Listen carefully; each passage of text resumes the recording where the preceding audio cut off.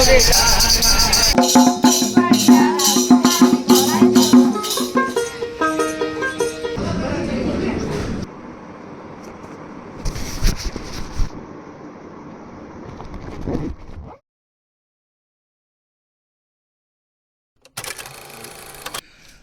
5ই April 2024 বেরিয়ে পড়েছি নতুন এক জার্নিতে।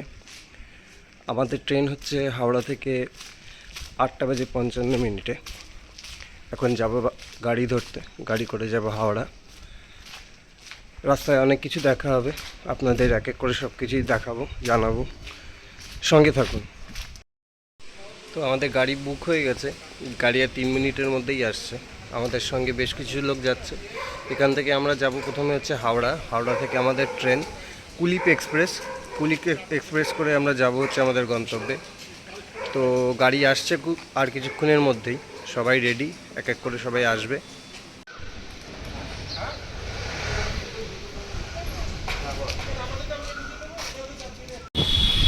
আমরা গাড়িতে উঠে পড়েছি, যাচ্ছি হাওড়া স্টেশন। এদিকে শোভমদা, এদিকে পাপ্পুদা হায়, আর বাকিরা পিছনের গাড়িতে আসছে। আমরা কতক্ষণে পৌঁছাবো Howrah station? 43 minute 42 second. 43 minute 42 second.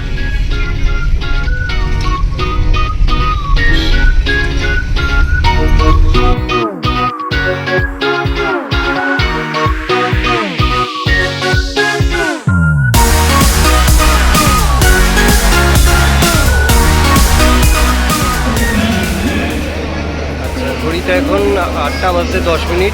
আমরা পৌঁছে গেছি হাওড়া স্টেশনে। আমাদের ট্রেন হচ্ছে 8:55, অনেকটা আগেই আমরা পৌঁছে গেছি। আপনারা এতক্ষণে হয়তো বুঝে গেছেন আমরা কোথায় যাচ্ছি। ঠিকই ধরেছেন, যেখানে উন্নয়ন ঘোড়া দাঁড়িয়ে থাকে। হ্যাঁ, আমরা যাচ্ছি আজকে বীরভূম, বোলপুর, শান্তিনিকেতনে। রাঙামাটির পথে আমরা যাচ্ছি। এই গরমের মধ্যেও ঘোড়া থামে না। আমরা যাচ্ছি সবাই মিলে, বাকি অনেকেই ওখানে আছেন বসে। আমরা দেখাবো এক এক করে, আপনারা সঙ্গে থাকুন। কী কী হবে না হবে, যা ইনফরমেশন আসবে আমি আপনাদের দেব।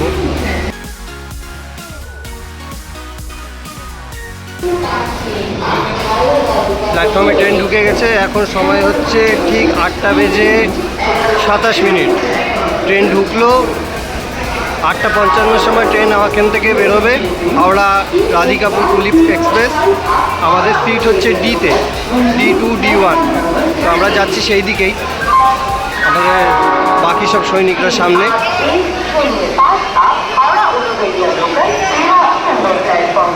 বেশ ভালোই রোদ্দুর উঠেছে, এতক্ষণ মেঘলা ছিল। আর রোদ্দুর ওঠার সাথে সাথেই বাড়ছে গরম।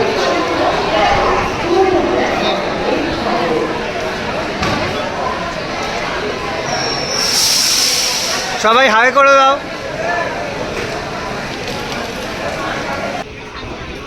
একদম কারেক্ট টাইমে স্টেশন থেকে আমাদের ট্রেন ছেড়ে দিল। যেতে সময় লাগবে 2 ঘন্টা 40 মিনিট। আমার সিট পড়েছে D1 এবং আমার সাথে বাকি যারা আছে তাদের সিট পড়েছে D2-তে। তবে চলুন যাওয়া যাক।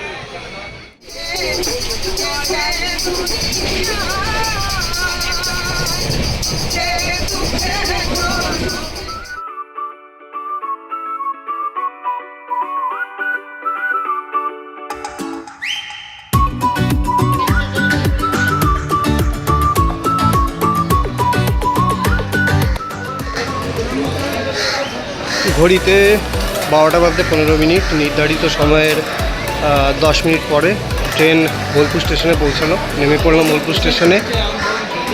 বাকিরা সবাই নামছে এক এক করে।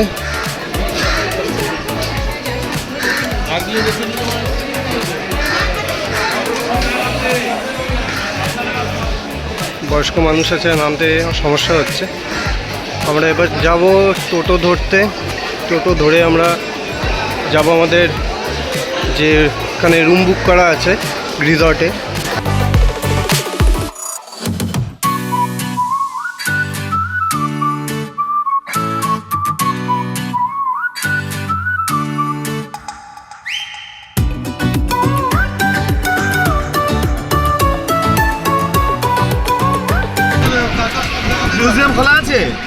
ব্যাস। আগেরবার কোভিডের সময় আসছিলাম, বুঝলে, তো ঢুকতে দেয়নি মিউজিয়ামে।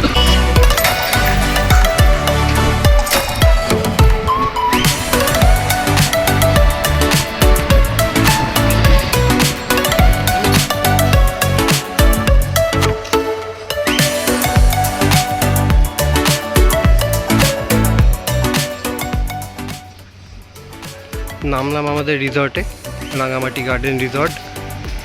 দেখতে পাচ্ছেন এখানে পুল আছে, চারিদিকটা গাছপালা দিয়ে বেশ সুন্দর সাজানো। এখানে পার্কিংয়ের জায়গাও আছে বেশ বড়, সামনেই রোড। আমি গিয়ে এন্ট্রিটাও দেখাচ্ছি।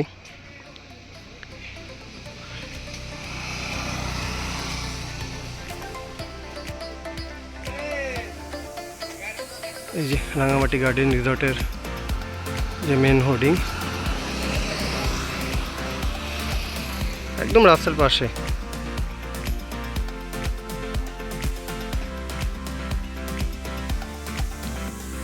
সবাই টোটো থেকে নামলো, এবার আমরা যাব চেক ইন করে যার যার রুমে গিয়ে ফ্রেশন আপ হবো। প্রচণ্ড গরম এখানে, লু বইছে, ঘাম হচ্ছে না। এই হচ্ছে আমাদের রুম নাম্বার 101। এই হচ্ছে রুমের ইন্টেরিয়ার, পুরো ওয়ালটা প্লাইউড দিয়ে ডিজাইন করা। টিভি, একটা ওয়ার্ড্রোব আছে, তবে কি রাখা আছে একবার দেখে নিই। একটা ব্ল্যাঙ্কেট আছে, আর এদিকে আছে হচ্ছে একটা বসার জায়গা, টেবিল। ওয়াশরুমটা দেখে নিই, ওয়াশরুমের কন্ডিশন মোটামুটি ভালোই, লাইট জ্বলে, হ্যাঁ পরিচ্ছন্ন। আর এদিকে তেমন কোনো ভিউ নেই। বাইরে হচ্ছে এদের রেস্টুরেন্ট, এখানে বসে খাওয়ার জায়গা, সুন্দরভাবে সাজানো, বেশ টেরাকোটার সব ডিজাইনগুলোও করা।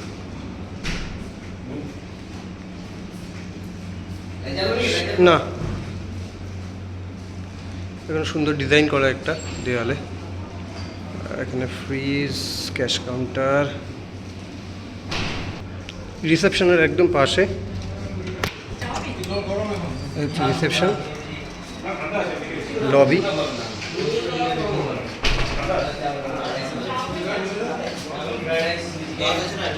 ফর্মালিটিস চলছে। রবি ঠাকুরের সুন্দর একটা অয়েল পেন্টিং করা। আর এদিক দিয়ে হচ্ছে সিঁড়ি।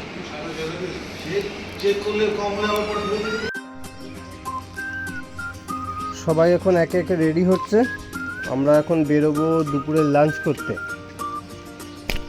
ততক্ষণ আমি একটু আশেপাশের জায়গাটা ঘুরে দেখে নিই, এখানে আর কি কি আছে।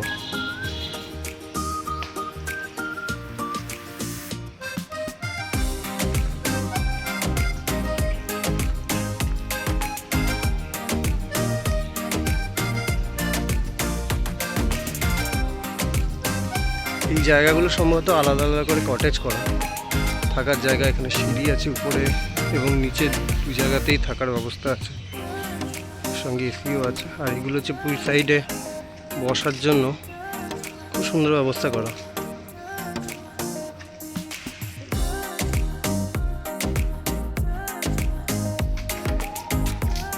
জলটা হাত দিয়ে দেখি, এটা হচ্ছে ছোটদের সুইমিং পুল আর এটা বড়দের। গাছপালা থাকার কারণে জল কিন্তু গরম হয়নি। জেঠু নামবে নাকি পুলে? এই শ্বাস, পরে নামবো, বিকেলে সেই নামবো, এখন লাভ নেই। তো এরপর আমরা এখান থেকে বেরোলাম দুপুরে লাঞ্চ করার জন্য। সেই ভিডিও আমি খুব শিগগিরই আপনাদের সামনে আনবো। ততক্ষণ আমাদের সাথে থাকুন। এই গ্রাম্য পরিবেশের এই অপরূপ সৌন্দর্য না দেখলে সত্যিই মিস করবেন। এই ভিডিও যদি আপনাদের ভালো লেগে থাকে তাহলে একটি লাইক এবং অবশ্যই চ্যানেলটিকে সাবস্ক্রাইব করুন। সুস্থ থাকুন, ভালো থাকুন।